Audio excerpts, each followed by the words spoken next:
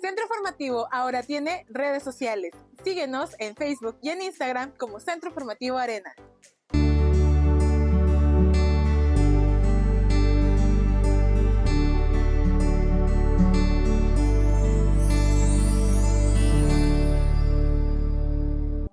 Mi nombre es Mauricio Quintanilla y en nombre de Centro Formativo les damos la más cordial bienvenida a nuestro podcast Conectando con el Autismo, un programa dedicado a la divulgación de información valiosa y actualizada en temas referentes al trastorno del espectro autista. A continuación, los dejamos con la licenciada Afanisha Hernández, que nos brindará el tema del día de hoy.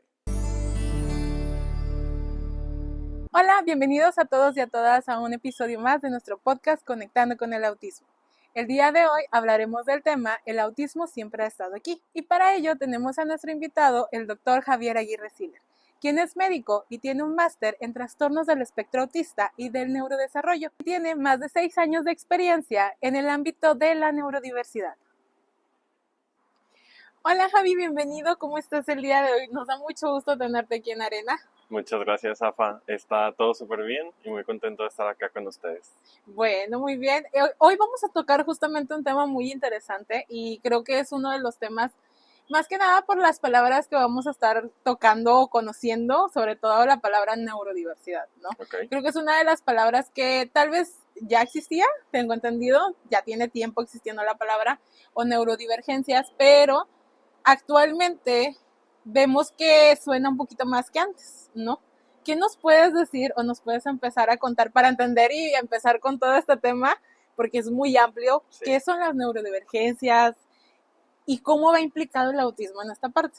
Muy bien. Las neurodivergencias o neurodiversidad no son términos de diagnóstico, no son diagnósticos clínicos, o sea, no existe a la fecha de hoy el diagnóstico de soy neurodivergente, sino que son términos sociopolíticos que se han estado usando para describir a las variabilidades del cerebro humano.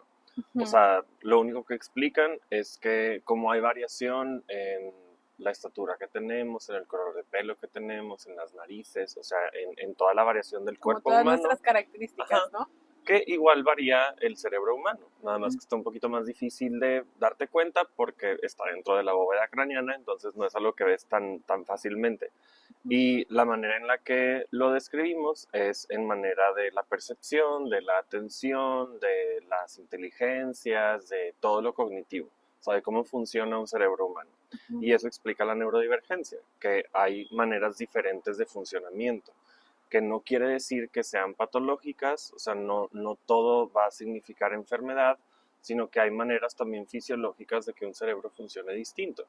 Y en los 3 grupos principales que tenemos ahorita identificados, que faltan muchos más, está el autismo, la condición del espectro autista, el trastorno por déficit de atención e hiperactividad, el TDAH y la alta capacidad, las altas capacidades intelectuales, que era lo que antes eran los niños sobredotados. Claro. Fuera de esos 3 grupos, igual está muy cerquita el trastorno obsesivo compulsivo, el síndrome de Tourette, muchas dispraxias de movimiento, etc. Okay. Hoy justamente vamos a enfocarnos en estas 3 principales que acabas de mencionar, ¿no? Sí. Y justo el término de neurodivergencia, o sea, ahorita ya nos explicaste un poquito cómo viene siendo, qué es lo que viene implicando en ese sentido, pero ¿por qué ahora llega a ser más sonado que antes? Digo, porque obviamente hemos cambiado o ha ido evolucionando mucho todos los términos, incluso el término del autismo, ¿no? Sí. Al final de cuentas, pero ahora siento o sentimos más bien que es más sonado. Es más sonado, digo, hay muchos factores que juegan un rol en esto. Es igual que la pregunta de que ahora por qué hay más autismo que antes. Justo. Y se reduce a que tenemos mejores herramientas para explicar o identificar diferentes funcionamientos. O sea, tal vez, por ejemplo, con el ejemplo del autismo específicamente, tal vez antes nos dábamos cuenta de un autismo grado 3 o los autismos que estaban muy profundos, que eran no verbales, y ahora nos podemos dar cuenta de los autismos grado 2, de los autismos grado 1, de más personas que forman parte del mismo espectro. Y la neurodivergencia lo que ofrece es un término que no te encasille o en el autismo o en el TDAH o en la alta capacidad, Okay. porque hay mucho sobrelapamiento en las neurodiversidades. O sea, eso significa que lo más común es que un cerebro, un perfil cognitivo, cumpla criterios para más de un diagnóstico. Por eso es muy común que las personas con autismo, el 80% casi, cursen también con TDAH, Ujú. con periodos de atención corta, con fácil distractibilidad, con una exploración muy marcada y todo esto. Entonces, creo que se escucha más porque nos permite a más personas explicar nuestra experiencia. Ujú. Y dicho eso, eh, ahora tenemos más lenguaje para describir la experiencia humana. Tenemos, pues ya no nada más puedes sentir ansiedad, ahora puedes sentirte desregulado o puedes sentirte sobreestimulado. Entonces el lenguaje ayuda a que más personas quepan dentro de una experiencia. Creo que eso juega un rol importante en el que ahora la neurodivergencia o neurodiversidad sean términos como más amplios. Claro, porque sí, o sea, al final de cuentas, digo, ahorita por ejemplo que mencionabas de compartir ciertas similitudes entre estos tres diagnósticos, pues también han ido cambiando todos los términos relacionados con ellos mismos, ¿no? O sea, hablando anteriormente de la parte de inclusión, o sea, cómo también ha ido cambiando todo este término. Entonces, al final, las tres, pues, son diferentes, pero sí comparten similitudes. Sí comparten similitudes. Pero no significa que el término neurodivergencia implique como a las tres como tal. No, o sea, creo que neurodivergencia lo que nos permite explicar en un entorno Ujú. adecuado es que pues algunas cosas las vamos a hacer distinto que los demás.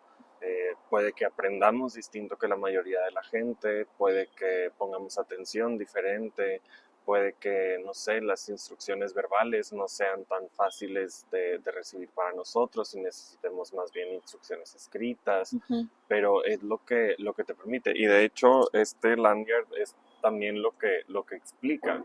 Es un lanyard que se usa inició en aeropuertos en Países Bajos y en Reino Unido para las personas que viven con una discapacidad invisible. Ujú. O sea, personas que viven con fibromialgia tal vez y viven con mucho dolor, personas que viven con TDAH, como mi caso, eh, personas autistas que tal vez algo sensorial va a ser más molesto para ellos y lo único que nos deja es avisar que ya sabemos que somos diferentes, pues.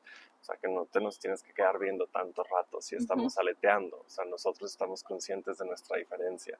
Ujú. Entonces, eh, pues creo que también los entornos nos han permitido explicarnos un poquito más y al mismo tiempo, de alguna manera, incluir a la neurodiversidad. Sí, claro. ¿Y cuáles serían entonces las diferencias que podríamos hablar sobre estos tres diagnósticos? Por ejemplo, ahorita que obviamente nosotros que nos enfocamos en el autismo, digo, también la experiencia que tienes tú, no solamente trabajas con niños, también trabajas con adolescentes, adultos, tengo Sí, entendido, y creo que es algo que también le interesa mucho a nuestro público, ¿no? Porque al final tratamos de ampliar como todos los temas hacia la parte de adolescentes o adultos, sobre todo ahorita que a lo mejor puede haber diagnósticos más tardíos en algunos adultos o por ejemplo todo el tema que está relacionado en el autismo en las mujeres, que es muy sí, diferente sí. también. Entonces, ¿cómo podríamos ir explicando a lo mejor cuáles son en específico que va definiendo a cada uno, pero también cuáles serían como las similitudes que llegan a compartir en esta parte, ¿no? Muy bien. Creo que, digo, tal vez se va a ver bastante reduccionista porque sabemos que tanto el autismo como el TDAH como la alta capacidad, o sea, toda la experiencia humana es muy complicada como para reducirla a una frase o a un criterio, pero eh, diferencias que podemos ver en la clínica, en el perfil cognitivo de Ujú. estos tres grupos son, por ejemplo, eh, el autismo tiene una necesidad de rutina muy marcada y eso es algo muy meramente del autismo. Ujú. Eh, el TDAH tiene una necesidad de innovación y de exploración muy marcada, es lo contrario, o sea, tenemos que estar buscando nuevas cosas, tenemos que estar cambiando lo que ya estaba escrito. Y la alta capacidad, fuera de las inteligencias, tienen una necesidad de coherencia muy marcada. Ok. O sea, las cosas tienen que ser coherentes, las cosas tienen que hacerles sentido. Y tienen una curiosidad bastante exacerbada, que también es un criterio para conocer la inteligencia. O sea, la alta curiosidad es un signo generalmente de alta inteligencia. Ujú. Y las cosas que puede que sucedan en los tres, el más famoso yo creo es el perfil sensorial. O sea, Sí. somos personas que fuera de tu perfil cognitivo, o sea, fuera de cómo atiendes o cómo aprendes o cómo piensas, la manera en la que percibes el mundo es también distinta a la de la mayoría. Entonces, tu perfil sensorial va a ser pues hipo o hipersensible a algunas cosas. Eso quiere decir que tal vez te molestan los ruidos más que a las demás personas. Las luces pueden también ser como la luz blanca, por ejemplo. Yo tengo un perfil sensorial muy rígido, o sea, Ujú. soy muy sensorial, soy muy evitativo Ok. además. Entonces, pues muchas veces parecería, digo, con miedo a volver a ser reduccionista, Ujú. que, que soy autis, Ya, y aquí es porque donde pueden existir como estas dificultades donde se llegan a confundir o hay estas similitudes, ¿no? sí, Entre para los diagnósticos. diferenciar, Ajá. porque no puedo con el sol, por ejemplo, con la luz, los ruidos son bastante molestos, soy muy selectivo alimentario, que tiene que ver con las texturas. Que también a lo mejor es algo, por ejemplo, la parte alimenticia es algo que se ve muy marcado en el autismo Ajá. también, ¿no? O sea, Y eso, digo, lo importante es entender que no es exclusivo del autismo. exacto, yo creo que ese es el punto aquí, porque muchas de las veces hablando, o al menos yo lo he visto mucho, ¿no? Como en la parte sensorial, hablando de la parte alimentaria, se cree que solamente es exclusivo del autismo, ¿no? Cuando realmente todos, en general, todas las personas podemos tener algunas características sensoriales en específico, como ahorita Sí. lo mencionas, o sea, no a lo mejor es específico de ciertos diagnósticos, pero en general sí, o sea, Sí, de hecho, la sensorialidad atípica es yo creo que el eje más importante que compartimos todas las neurodivergencias. O sea, y es importante porque clínicamente seguimos viendo niños que porque se tapan los oídos o porque aletean, ya no los bajan de autistas y no es tan fácil. O sea, no puedes ujú, reducir la mente y la experiencia humana a algo tan sencillo. O sea, tal vez tenga, o sea una cierto, señal temprana de neurodivergencia, pero pues todavía no sabemos por dónde le va a dar. O sea, si se va a ir más claro.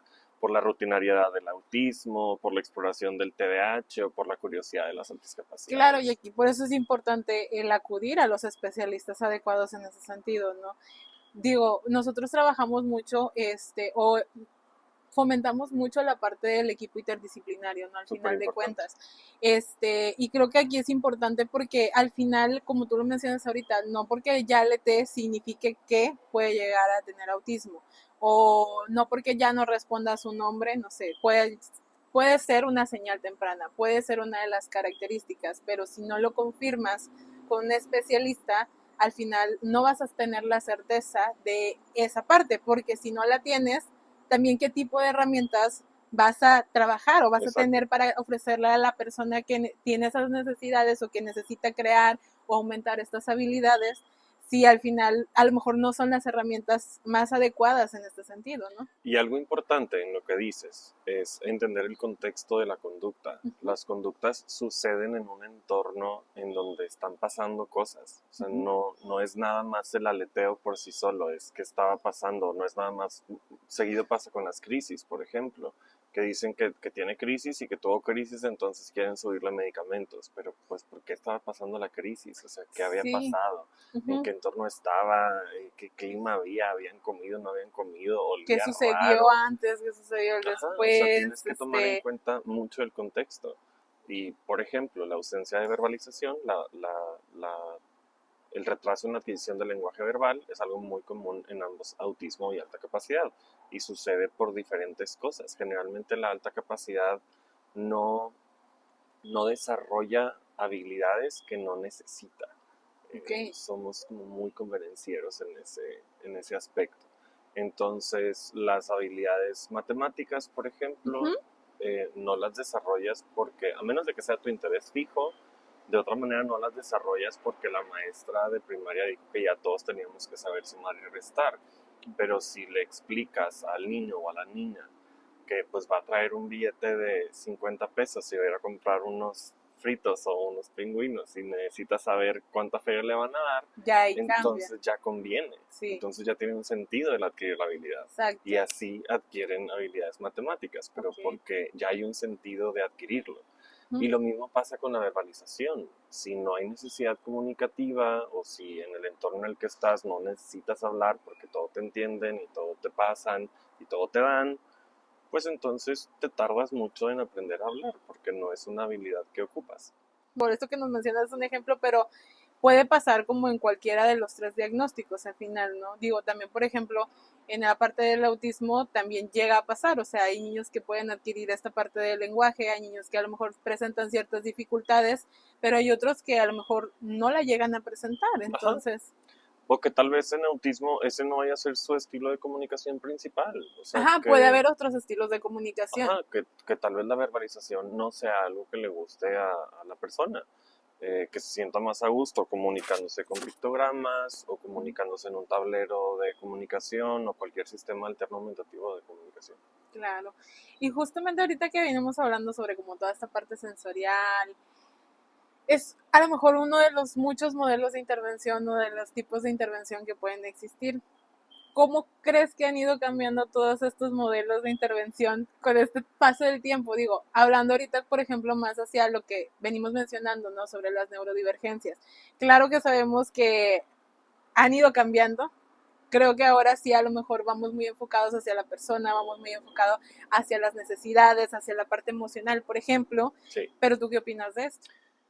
Ha ido cambiando mucho desde las estrategias que usamos como terapéutica, Uh-huh. como el modelo desde donde vemos la discapacidad, en este caso la discapacidad psicosocial. Y hemos pasado de un modelo médico que describía al autismo como simplemente deficiencias y cosas que faltaban, a un modelo de derechos humanos, a un modelo un poquito más social, en el cual entiendes que tal vez no sea que sean deficiencias, que de hecho eso ya está comprobado científicamente. Hace poquito relativamente salió un artículo que evaluó las deficiencias en comunicación de las personas autistas y encontraron que si todas las personas son autistas o neurodivergentes, que en realidad no hay entre ellos deficiencias comunicativas, Okay. que cuando sucede la deficiencia es cuando revuelves neurotípicos con neurodivergentes o neurotípicos con autistas, Ya. porque son quienes no se entienden. Ajá, existen estas dificultades en la comunicación. Pero de nuevo, lo estábamos describiendo desde lo típico, desde el modelo médico, que nada más veía que no lo hacían, entonces que como no lo hacían como nosotros lo hacían o como la mayoría de las personas lo hacían, uh-huh, entonces eran deficientes. Claro. Y es esto, es dejar de ver el desarrollo como una escalera en la que o vas atrás o vas adelante. El desarrollo, sobre todo el neurodesarrollo, es un viaje espacial en donde tal vez ahorita andas explorando estrellas y otro anda viendo supernovas, Uh-huh. pero no quiere decir que vayan atrás o desfasados o creo que todos estos lenguajes de los trastornos del neurodesarrollo sí afectó bastante y permeó bastante en la práctica clínica, pero hemos ido cambiando, te digo, desde los criterios diagnósticos hasta las terapéuticas. Y dentro de las terapéuticas, pues algo que ya no usamos mucho ahorita es el ABA, el corregir nada más conductas. Así es. Porque era lo que se hacía antes. Por ejemplo, yo la primera vez, mi primer posgrado que hice en autismo, todavía nos enseñaban, fue en el 2018, Uh-huh. nos enseñaban a eliminar estereotipias. O Okay. sea, cómo hacerle para que los niños dejaran de aletear. O sea, cómo hacerle para que los niños no estuvieran con esto o no y trajeran no hace la mucho, hace 5 o 6 años, ajá, o sea. Cuando ahorita, pues ya qué horror de práctica y al revés, o sea, si va a aletear, pues va a aletear, es su manera de regularse o es su manera de emocionarse o es su manera de estar ahorita en esta experiencia. Uh-huh. Y no eliminamos estereotipias a menos de que sean dañinas. Ajá, O sí. sea, claro que si se está mordiendo la mano, se va a arrancar un dedo con los dientes, Sí, pues, o empiezan como algunos niños que a lo mejor traen pellejitos en las manitas, ¿no? O sea, llega a haber un daño físico propio, o sea, y al ahí final de es cuentas. nuestro trabajo el acompañarlos a buscar otra estrategia de regulación Y que les funcione para lo mismo, para hacerlo un poco estar, más funcional, tal ajá, vez. Ujú. y que no se estén haciendo daño al mismo tiempo. Claro, o sea, sí, digo, al final de cuentas, creo que sí ha habido, tal vez no está como muy, ¿cómo decirlo? No se ve tan tangible a lo mejor el hecho de cómo han ido cambiando todos estos paradigmas, todos estos modelos de intervención. Ha sido un cambio que sí ha llevado tiempo, pero al final vemos que siguen funcionando, o sea, funcionan más bien, o sea, funcionan para la persona. A lo mejor tener como esta parte de cumplir con la parte de cubrir las necesidades sensoriales que viene presentando, Exacto. buscar lo que sea, a lo mejor no que sea tan, o sea, no el hecho de tiene que ser aceptado por la sociedad, o sea, no está bien el verte aletear, sino tampoco es la parte de normalización, ¿no? Al final de cuentas. Sí, que también es un proceso y es un proceso Sí, que ahorita mencionaste el diagnóstico tardío. El diagnóstico tardío es algo que está ahorita muy común porque muchas personas estamos entendiendo que nuestra experiencia de vida tal vez estaba mejor explicada por la experiencia del TDAH o del autismo o de la alta capacidad y no tanto de la manera neurotípica. Eh, entonces, el aleteo, por ejemplo, fue algo que yo, poniéndome más personal y usándome de ejemplo, eh, yo batallé mucho para aletear en público. O sea, fue algo, me acuerdo desde kinder, yo creo, todo primaria, hasta mi carrera en los auditorios de medicina, yo me sentaba o sea, arriba de mis manos. Siempre me sentaba arriba de mis manos. Entonces, esa era como mi para evitar manera esta parte. ajá, era la manera en la que yo estaba seguro de que pues me iba a aletear si algo pasaba. O si Ujú. algo se oía, o si algo lo que sea que me desregulara, porque pues no estaba bien visto. Exacto. Pero ahora mm, creo que se ha normalizado más como todas estas necesidades que la persona puede llegar a tener, ¿no? En ese Sí, sentido. Pero también es el tipo de herramientas que la persona va recibiendo a lo largo de su vida. Por ejemplo, ahorita tú también que tienes esta práctica con adolescentes, niños, adolescentes y adultos. ¿Cuáles son las cosas que puede, o cuáles son las cosas, sí, cuáles son los paradigmas o los modelos de intervención que tú podrías decir que vamos a ir recomendando, por ejemplo, en este sentido? Por ejemplo, hablando, sí, muchas veces hablamos de a lo mejor diagnósticos tempranos, hablamos un poquito más hacia la parte de la adolescencia, pero también me interesa más como en la parte de la adolescencia y llegando hacia la adultez, ¿no? Porque al final tenemos mucho público que nos ve y creo que también ese es un tema que a lo mejor nos enfocamos mucho como en la parte de las infancias, pero también es, bueno, ¿y qué pasa con los adolescentes? ¿Qué pasa con los adultos? Digo, porque es una etapa de vida que van a llegar a vivir. claro. Y es algo que tenemos que tomar en cuenta, que los niños y niñas autistas crecen y se convierten en jóvenes autistas y luego crecen y Exactamente. se hacen adultos autistas. O Así sea, es una es. condición de vida, no es algo que se quita a los 12 o a los 18. Ajá, exactamente. Eh, Algo de las prácticas que recomiendo mucho y que es la práctica que yo hago es el enfoque neuroafirmativo. O sea, es este enfoque que está un poquito entre el modelo médico y en el modelo de derechos humanos, en el cual las diferencias no las vemos como deficiencias o como errores. Ujú. Entonces es entender que tu sensorialidad va a ser distinta, por ejemplo.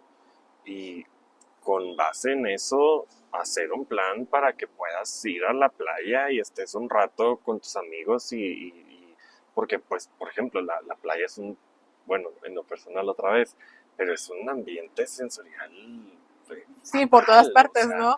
la arena, las texturas, el sol, estás sudando, estás pasando de estar, no está padre por ningún lado, Ujú. pero es muy diferente que alguien te diga que está bien que así lo sientas a que simplemente te estén tratando de corregir y de que lo disfrutes. O sea, Sí, porque a lo mejor no lo vienes disfrutando ya en algún punto, ajá, ¿no? ni lo vas a disfrutar. O sea, si no te gusta como sabe el tomate, pues nunca te va a gustar como, o sea, comer tomate. Entonces es entenderte que, ok, pues tú no vas a comer tomate. tú vas a Claro, o comer sea, otras cosas. como todos, ¿no? O sea, al final todos a lo mejor, bueno, yo en lo personal a lo mejor puedo decir, no, no me gusta la calabaza. Ajá. O sea, y creo que es entendible y creo que todos lo van a entender. Entonces creo que en este caso, o sea, también debería de ser así, ¿no? Hay que aceptar que a lo mejor no le va a gustar. Y sí, a lo mejor pueden haber cuestiones sensoriales que esté presentando, pero a lo mejor realmente puede ser algo que no le guste. O las necesidades de rutina en el Exacto. autismo. Me pasaba más antes, gracias a Dios, ya no pasa tan seguido, pero siguen llegando a consulta personas que tienen la indicación de romperle las rutinas a sus hijos, con el fin de hacerlos menos rutinarios, supongo, Ujú. pero pues a él le gusta la rutina, pues, ¿qué de malo tiene que todos los días se despierte a una hora y haga las mismas 3 o 4 cosas? Entonces, entender la neuroafirmación como esto, como no todo lo diferente es patológico. O sea, a veces lo diferente es también fisiológico y no pasa nada si sucede. O sea, no todas las cosas que son diferentes las tenemos que corregir para que las hagan como la mayoría. Si al final todos también hacemos las cosas diferentes en Exacto. cierto punto. Claro, así es. Y bueno, hablando por ejemplo de esta parte volvemos a lo mismo, a la parte del equipo interdisciplinario. ¿Cómo es coordinar a todo el equipo interdisciplinario en este sentido? Digo, porque lo hemos hablado en otros programas que es importante y creo que todos sabemos que es importante, pero por ejemplo la parte médica, la parte terapéutica, ¿cuáles serían como a lo mejor los primeros pasos para poder hacer este tipo de contactos, este tipo de acercamientos entre ellos? Porque al final es un beneficio para la persona, el que podamos estar todos en contacto, tener la misma base y de esta manera seguir brindando los apoyos que la persona necesite. Algo importante creo que es definir las prioridades. Y definir las prioridades es un trabajo que se hace en equipo. O sea, tienes que tener a los papás o a quienes funjan como cuidadores principales, a la persona neurodivergente ahí también contigo, y aparte del equipo de trabajo. No sé si tienes a la mano terapeutas ocupacionales o psicólogos, médicos, pero entender qué es lo que vamos a estar trabajando, en cuál orden y para qué sobre todo. Porque luego también muchas cosas buscan, ejemplo, me llegó una vez una señora que quería que su niño comiera sándwiches de jamón picado, porque era lo que daban en las piñatas. Okay. Entonces, a la hora que repartían las cosas en la piñata, pues este niño no quería comer sándwiches de jamón picado, a él no le gustaba el sándwich de jamón picado, se comía las papitas o X. Y, por ejemplo, el niño no tenía control de esfínteres todavía y tenía 7 años. O sea, explicar ¿cuál es? la prioridad del trabajo. O sea, ahorita entiendo. no me importa es más, posiblemente nunca me vaya a importar que el niño no coma sándwiches de jamón picado. O sea, si está en talla, está en peso, tiene una alimentación completa, entonces pues el sándwich de jamón picado no va a ser parte de mis objetivos. Lo que sí necesito es desarrollarle autonomía, es una persona completa, necesita aprender para empezar a controlar esfínteres, es algo que muchas veces se normaliza que no lo hagamos. Claro, ¿y cuál sería también el paso previo a, o sea, por ejemplo, cómo están los repertorios básicos de esa persona? Exacto, o sea, entonces, definir esas prioridades de lo que vamos a trabajar. Hablando de repertorio básico, algo que les explico muy seguido a pacientes es que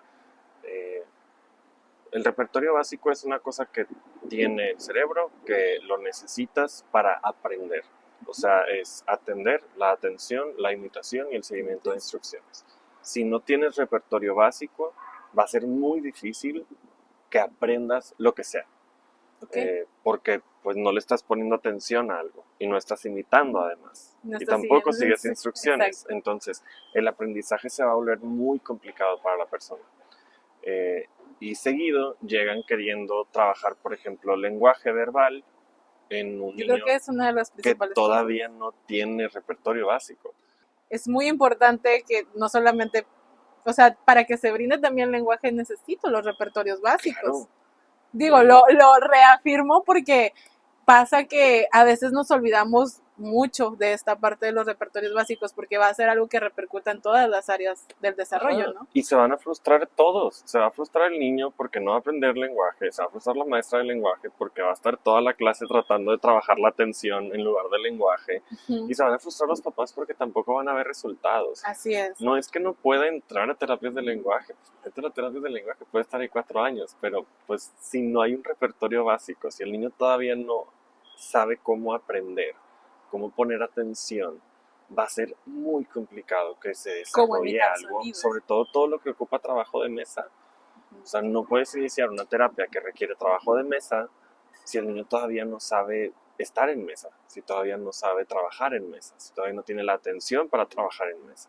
Sí, claro, y a veces llega, por ejemplo, el hecho de que o sea, pues muchas actividades también a veces en mesa, ¿no? Yo creo que también los niños necesitan esta parte del movimiento, pero va todo involucrado, volvemos a lo mismo con la parte de los repertorios básicos, o sea, por ejemplo, limitar los sonidos, o sea, el niño no lo va a poder hacer en una terapia de lenguaje si no lo hace a lo mejor en otro tipo de actividades o en su vida diaria. O sea, el saber cuáles son las principales cosas que debes de tomar en cuenta para poder empezar a establecer los objetivos y de esta manera el equipo interdisciplinario esté como en conjunto, ¿no? Al final de cuentas. Sí, estar unificados en terminología, en metodología, en el enfoque en el que estamos valorando a la persona o terapeando a la persona. Es importante todos compartir un mismo fin. Muy bien.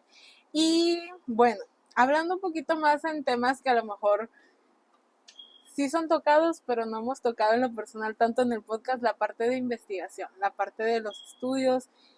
¿Cómo crees que o qué retos observas tú que se presentan en esta parte de la investigación actualmente? Digo, venimos hablando de cómo han ido cambiando todos estos modelos, estos paradigmas, de cómo a lo mejor actualmente empieza a ser más sonado el término de neurodivergencias o neurodiversidad.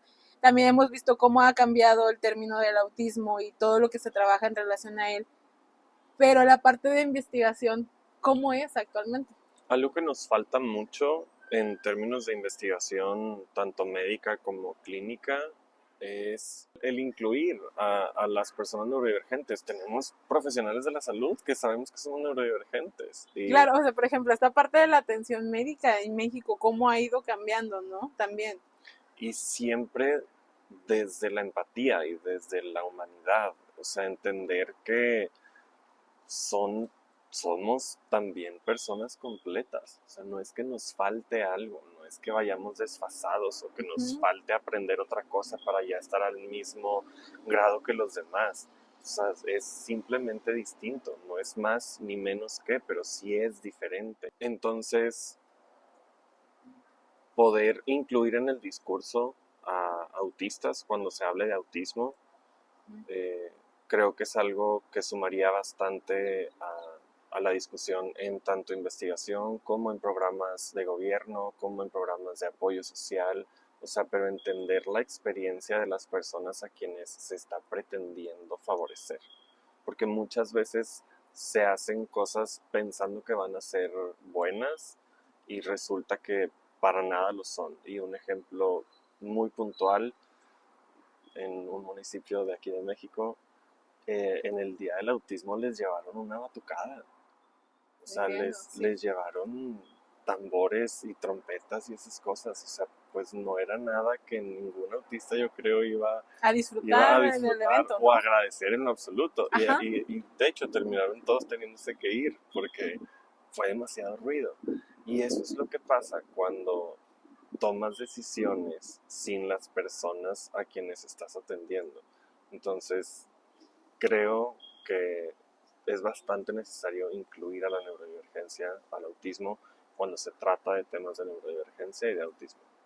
Claro, y creo que es algo muy importante lo que dices, o sea, el escuchar estas voces, por ejemplo, ahorita que mencionabas, sí, hay más diagnósticos, puede que existan esta parte de los diagnósticos tardíos, por ejemplo, ahorita en adultos, en mujeres, que el steaming y toda esta parte de ocultar como ciertos aspectos sociales, ¿cómo lo viven? O sea, realmente creo que es algo muy interesante el cómo puede ser el escuchar desde la experiencia, como lo dices, todas estas situaciones que se llegan a tener y a lo mejor de quienes no tienen esta parte de poder decirlo desde las mismas familias, ¿no? Creo que eso es algo también muy importante.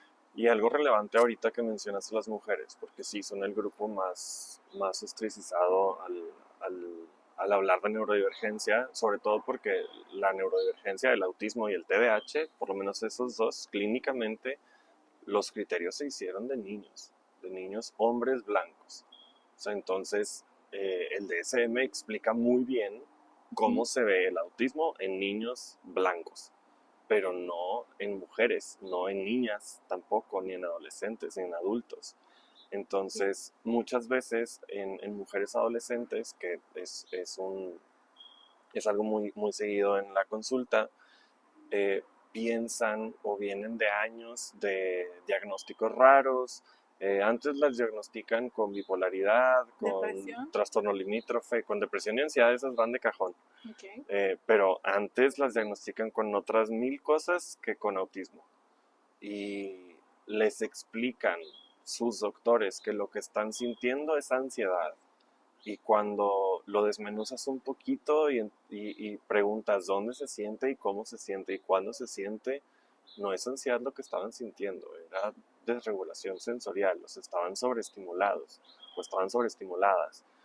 Y si lo sigues tratando como ansiedad y usando técnicas para reducir la ansiedad o medicamentos ansiolíticos, pues la ansiedad no se te va a quitar. Entonces Sí, no también es algo que vaya a disminuir. vienen de varias terapéuticas que no han funcionado del todo. Y es que tenemos que empezar por el lenguaje, tenemos que empezar por a qué le estamos diciendo ansiedad.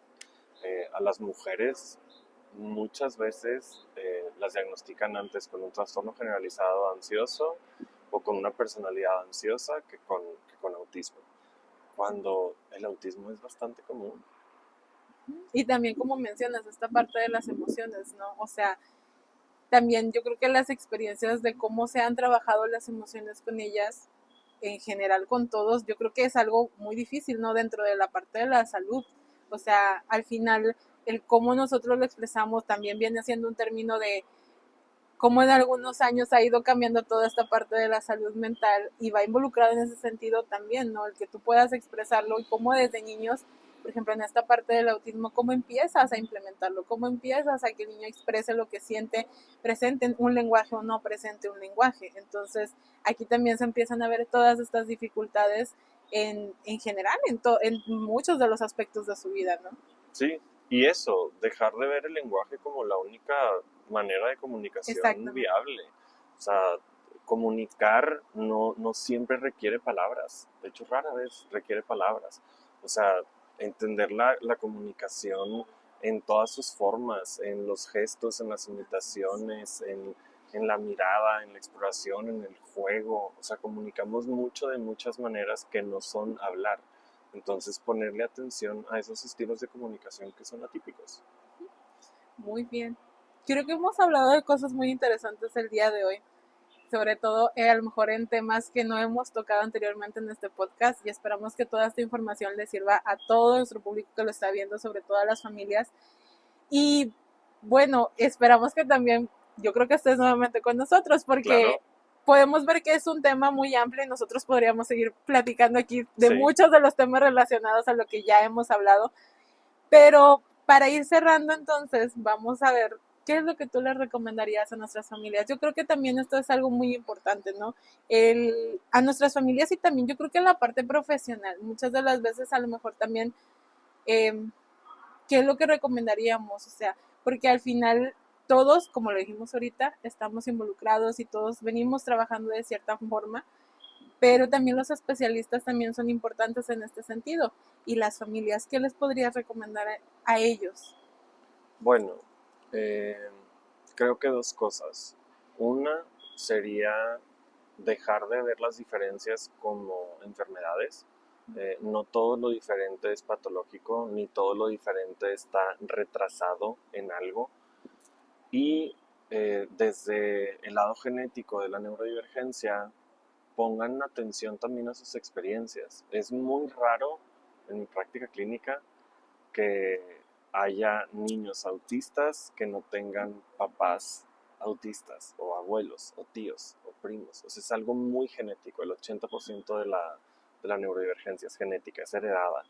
Entonces, vean a su hijo o a su hija desde la pertenencia, desde su experiencia también. Tal vez a ustedes también les molestan algunas texturas, o también son selectivos alimentarios en algunas cosas, o tienen una necesidad de rutina muy marcada y no lo vean como algo tan ajeno, véanlo como algo muy familiar, porque la realidad de la neurodivergencia es que es algo muy familiar y muy genético. Muchísimas gracias, Javi. No, hombre. Esperamos poder tenerte nuevamente en nuestro podcast y hablar sobre otros temas. Creo que ha sido una conversación muy interesante. Sí, igualmente. Y muy enriquecedora para todos. Muchas gracias, Rafa. Centro Formativo ahora tiene redes sociales. Síguenos en Facebook y en Instagram como Centro Formativo Arena.